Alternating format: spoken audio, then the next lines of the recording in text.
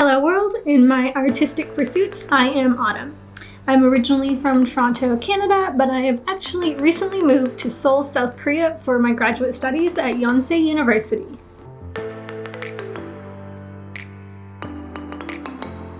So in this video, I'm going to cover what it was like arriving at Incheon Airport here in South Korea, as it was very different from when I came here 4 years ago to study. And then I'm going to go through the apps that you have to download, using those apps. I'm going to go over what it was like having to go get my COVID test the day after I arrived, and then end with giving a little bit of a quarantine room tour. The place that I'm staying at is called 42 Share, and I would highly recommend it. It's very comfortable, and you'll get to see what they gave me upon arrival and how the room's set up in a little bit. So I started my journey in Toronto, Canada, and I left from Pearson Airport and I went to Vancouver, which is also in Canada. And from there, I went from Vancouver to Seoul, to Incheon Airport. So the Toronto to Vancouver leg was about 4.5 hours, and that plane was extremely packed. There was no room for anyone. There was no room for any bags. I actually had to take my carry-on suitcase and put it behind someone's seat on the final seat of the airplane, and then other people had to stack their carry-ons on top of mine. So it was extremely crowded. Plane ride itself was fine. They're not serving food on Air Canada flights that are short, just because it's so crowded, there's so many people. If you had to take off your mask, so you do have to wear a mask. That was something that's changed, is that you do have to wear a cloth mask or a medical mask. They prefer medical masks for the entire flight. And they actually give you these little care packages, which I'll show later, that you get that have like a snack, water, and that's what you get for the entire flight. So once we landed in Vancouver, we deplaned, and they kept being like, oh, like, please space out, don't crowd each other. But at the same time, I've just been sitting next to complete strangers for 4.5 hours. So not crowding on an airplane, it's not really possible, but it was a nice thought. It was a good suggestion. So then after I got off the plane, I was supposed to have 1.5 hours to have a layover.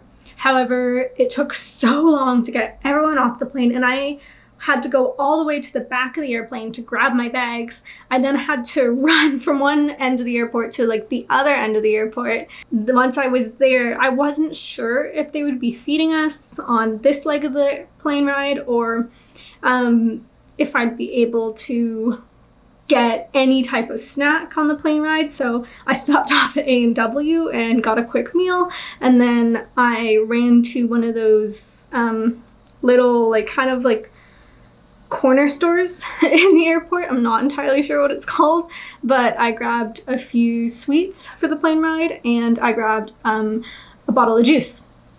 And so then when I got to the second leg of my journey, which was Vancouver to Seoul, the airplane was basically empty. It took maybe 20 minutes to get everyone on the airplane. I mean, there was no one around me. There was like one other person on the other side of the plane. And it was really interesting. A lot of the flight attendants were wearing like full like hazmat suit like attire over their uniforms. Everyone had masks on. I had my face shield on, and it was kind of crazy to be in that kind of situation. So on the Vancouver to Seoul leg of the trip, we got again another of these Clean Care Plus bags, which had, I've already eaten them, but it did have pretzels in it. It has a mask that you can wear. It has a little message from the Chief Medical Officer for Air Canada. It came with, I think there was only 2 antiseptic cleansing wipes, but I kept some from another package, so I have multiple of those. We got some gloves to wear. We got a tiny little hand sanitizer and headphones. That's right. There was headphones also in the package. It didn't come around like they usually do in like hand stuff out. The only times that the flight attendants came around was if you personally called them, or if they were giving out a meal. So on that flight, it was 11 hours. So it's not the longest flight I've been on, but it was definitely long. But because there was no one around, I got to put up the armrests and just lie down. And I was able to sleep. I usually can't sleep very well on airplanes, but this time, because I was able to like stretch my legs out, and I'm really short, I'm 5'1", but I was able to stretch my legs out and make a little pillow, and I had a lot of blankets and a lot of the pillows that were lying around, so I just gathered them all up and took a nap. So when you board the plane in Vancouver, you actually have to present your visa to the flight attendant. And the reason they do this is currently, well, at least when I was boarding, is that you cannot come to South Korea without a visa. You must be a visa holder in order to come to South Korea at this time. So there's no tourism, because usually Canadians don't need a visa if they want to go to South Korea. But right now you do. So I had to present my student visa, and then I had to take some of these travel health declaration forms, and I filled those out on the plane. However, if you lose them during your flight or don't fill them out correctly, don't worry, there's actually more forms once you get off the plane. So when we arrived in South Korea, thankfully I had slept, so I wasn't feeling completely and utterly dead to the world. I had some energy. And you get off the plane, so you deplane, and I saw, as I was walking down this really long hallway, a bathroom. And I would highly recommend that you go to the bathroom once you get off the plane, because you might have a really long wait period to get through the customs. Because unlike usual times when there might be 2 customs checks and then a baggage declaration of if you're bringing anything into the country, there was about 5 checkpoints that I had to go through in order to leave the airport. And there was none that I saw in terms of like bathroom stops between starting the customs process and then getting to my quarantine housing. So if you choose to use the bathroom, once you get out, you're going to walk down a really long hallway. And at the end of that hallway is a person who is going to ask if you have your travel health declaration form. And they're going to make sure that it's semi-filled out quickly. They're going to give it a quick glance. The main thing they look for at foreigners is if you have a Korean mobile number written down. At this point, I hadn't gotten my SIM card yet, so I didn't have a Korean mobile number, so I had to go and write down the quarantine housing phone number. So I quickly wrote that down on my forms, and then I was allowed to go to the first checkpoint, and there I presented my health declaration forms. I had a man, and he took the forms, gave them a quick look over, ripped off one of the pages, put it in a stack, and then he took one of those no-touch thermometers, and he pointed it right at my neck, and then it beeped, and he was like, okay. And I was like, okay. And then he wrote down 6.4, so like 36.4, showed it to me. I was like, great, that's awesome. And then you go to stage 2. So stage 2 is the downloading. So this is what they gave me once I got my temperature checked, is you have to download 2 apps. So when I was still in Canada, they'd actually told me you're going to have to download these quarantine apps, so I had done that there. But I hadn't filled them out yet, because you can't fully fill out the apps without a government official's login number or something like that. They have to authorize it, essentially. So you're going to go into this long line, and at each end of the line, there's going to be kind of like tall posters that have the QR codes, so you can just put your phone up, scan it. You're going to have to use data because the airport Wi-Fi is present but not reliable. Download the apps, and then you can start filling them out before you even go up to the people who will authorize your apps. And I recommend doing that because it made the process go quite fast, and it just kind of sped things up for me. So I stood in line, filled out the quarantine apps, and then I got to sit down in front of a person. They went through the information. They wanted to check that I'd filled it out correctly. They wanted to see my passport, and they wanted to see the piece of paper. I don't have it now because they took it, but they wanted to see the piece of paper that had my temperature written down on it. And then I got someone who didn't have a lot of English, but we were able to communicate with each other because my Korean isn't great and I was tired. So he was just like, do not close the app. Don't close the app. You cannot close the app because the app is actually going to track you. So if you aren't comfortable with being tracked like all the time, like 24/7, it might not be the right time for you to come to South Korea because you will be tracked. They will know where you are all the time. There's no privacy in terms of your location. You cannot turn off the app. You cannot close it. If you close the app and don't allow them to track you, you will be fined and deported. So if you're really not okay with that type of thing, then I highly recommend you maybe choose a different destination, or maybe you defer if you're a student to coming to South Korea at a later date. As much as it sucks to say that, these are things you have to consent to, and you do have to go with, essentially. So I said I was okay with being tracked. I said I was okay with the government having my health information. So then I got to be sent to step 3. So step 3, or check 3, is after your apps are downloaded and running, you have to make sure that you have a place to quarantine because you have mandatory quarantine instructions. Either you can stay at the government quarantine or you can find your own place to quarantine. If you are planning on doing government quarantine or hope to do government quarantine, you have to be on a short-term visa. So as a student, I have a visa that lasts me 2 years. And because I have a 2-year visa, I was not permitted to stay in government quarantine. Someone who is also in my program and in the group chat actually arrived in South Korea and had hoped to be in government facility quarantine and was denied. So if you are on a long-term visa, make sure that you have pre-booked a quarantine room, a place, a hotel.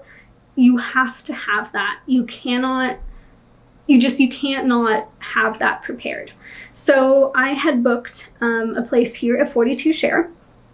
And so before even getting on the plane, when I was still in Canada, I printed this off. So when I was still in Canada, I printed off this sheet of paper, and it is a Google Maps image of where I'd be staying. It has both the Korean address, like written in Korean, but also an English version of the address.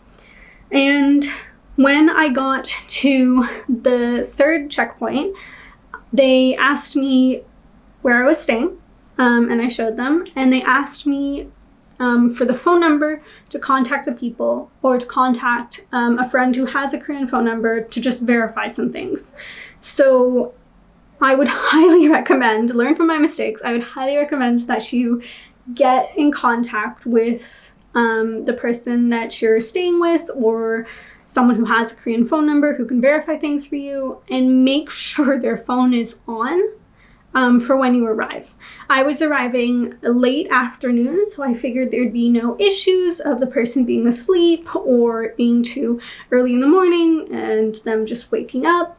I just assumed that their phone would be on and things would be fine. However, I got stuck at this point for maybe 40 minutes waiting for the phone to be picked up so that the official could contact them, talk to them, and also that I could get this sheet of paper. So this sheet of paper is a quarantine certificate, and it just basically says the holder of quarantine certificate is certifies that the quarantine has been completed as a passenger to be quarantined for the COVID-19. So without this, you cannot go on to step 4.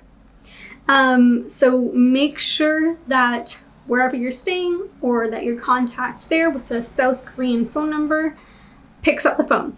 Otherwise, there was myself waiting for the phone to be picked up, and before me there was quite a few other people waiting for their contact to answer the phone. So along each step of your journey, you're gonna get different paperwork. Some you don't even have to touch, some you have to sign. And what you're gonna do with all of this is go to checkpoint 4 once you have your certified for quarantine certificate. And checkpoint 4 is literally called COVID-19 documents. So this checkpoint did not exist prior to 2020. It's before passport control, but in the same area as passport control.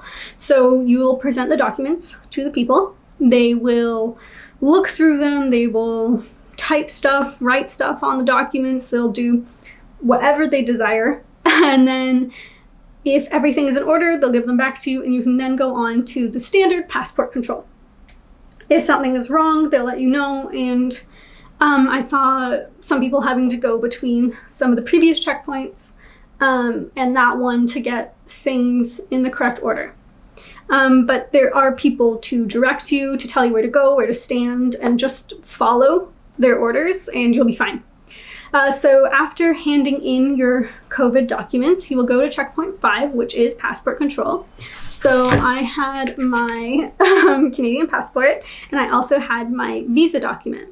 So I handed those to the person, and they went through them all, scanned them, let me know everything that was going on about that, and then they gave me an entry confirmation. And it has my date of entry, which was 2020, August 15th, and the day that I have to get. So that's 2022, August 15th. So a 2-year visa, and by August 15th of 2022, I gotta be out of the country. And that's basically all that I had to do at that point. So once you're out of checkpoint 5, you then can go claim your bags. So that was like the easiest step out of all of this. I grabbed one of those carts, put all my bags on top because I'm here for at least 10 months, but I do plan on returning to Canada for a little bit in July. So I had 2 checked bags, 1 rolly carry-on, and a backpack. So I put them all on a cart, and then I went and had to fill out one more form, which was my nothing to declare form for bringing stuff into the country. I then got to hand that in and go out through the gates as you normally do, and where you would meet friends and family, or you would walk straight out and grab your taxi. However, again, with the pandemic, that has all changed. So you couldn't pre-book a taxi. I think some people did try to pre-book a taxi, and I'm not entirely sure how that went, but I was told, like, you can't, so I didn't. So I walked out, and you have to get prepared because you're going to have stickers attached to you, and people are going to be directing you, and you're going to be like, what is going on? But again, I had this single sheet of paper that had the Korean address, so anytime people were like, where are you trying to go? What are you trying to do? And they were speaking very fast in Korean, I would just be like, like don't ask me, just look at this piece of paper. And that actually really helped me a lot. So I highly recommend you, again, printing off a piece of paper that has your address on it, because that saved me so much time. I saw so many other people like Googling their address, trying to show like on their phone where they were trying to get to. But because I had it written out in Korean, they just were like, oh, okay, go along. So I got stamped with a red sticker on my shoulder because I had to go to gate 12, which was transportation to Seoul. So I made my way down a really long haul, the almost entire terminal, got to gate 12, and they were actually boarding buses to Seoul University at that time. So because of my arrival time and how long it took me to get through the customs check, the COVID-19 test centers had already closed for the day. So I would have to be taken straight to my quarantine housing, and then I would be allowed to go get my COVID test the next day on Sunday. So I stood in the line to get transportation, and all the workers were in hazmat suits. So it's a really different welcome to South Korea. They're completely masked. They have these white suits. Some had tape around the wrists and around the ankles. Like, they were not taking chances. I actually arrived on August 15th, which is Liberation Day in South Korea. So moods were pretty good. And the people in front of me, though, were taking a really long time to organize if they were going to take a bus or if they were going to take a taxi. Prior to getting on the airplane or anything like that, I had already discussed with my parents that I was going to spend the money to take a taxi. Buses are a lot cheaper. And they will actually recommend you taking a bus. The person I got was like, oh, you saved so much money, take bus, take bus. But I knew how many bags I had. There was no guarantee the bus would drop me off as close as I wanted to where I was staying. So I was dead set on taking a taxi. So when they said bus or taxi, I just said taxi. And that was the end of the discussion. And he showed me the prices. So it was 70,000 won to take a taxi from Incheon Airport all the way to where I was staying in Seoul. So it's a flat rate base. Anywhere in Seoul, it's 70,000 won. And I then got assigned a taxi driver, which was very interesting because usually taxis are kind of like waiting outside and you go and grab one, usually at the front of the line. But in this case, they actually had the taxi drivers sitting next to the transportation gate. And they all had badges around their neck that verified that they were allowed to be taxi drivers during this pandemic, that they had been cleared, and that I guess they were also being tracked too. So I got assigned my taxi driver, and they checked that I had cash. You should have some won on you. That's the currency here in South Korea. You should have some cash on you. However, my taxi driver did accept Visa when we got to the place, but the people in the hazmat suits were very adamant that I must have cash, and I did. So once you have your taxi driver, they take you to checkpoint 6. And at checkpoint 6, you and your taxi driver are going to fill out a form with your name, your phone number, and I think there's something else I had to write down, but I can't remember. Oh, your signature. You had to sign it. And it basically verifies that you and this taxi driver have come into contact, so they can contact trace you. And also they give the route in which you're supposed to go, because at this point you are being tracked by the government through the apps. So they must take you from airport to housing. There are no stops in between. You cannot take a detour. You cannot go to the grocery store. You cannot go to the convenience store. You have to go airport, housing. So my taxi driver and I, we filled out these forms, and then they told me that place where I was going to have to go get my COVID test. Because I was there too late to get a COVID test, they gave me this form, which is now extremely crumpled, from the I Soul You. And at the very bottom, I got to draw a little line to the public health center that I was going to have to go to on Sunday. So once I was in the taxi driver actually spoke English, and he gave me a little bit of a rundown of what I was going to do, where I was going to go, all these different things. He gave me his phone number just in case I ran into trouble and I needed help, and it was really, really kind.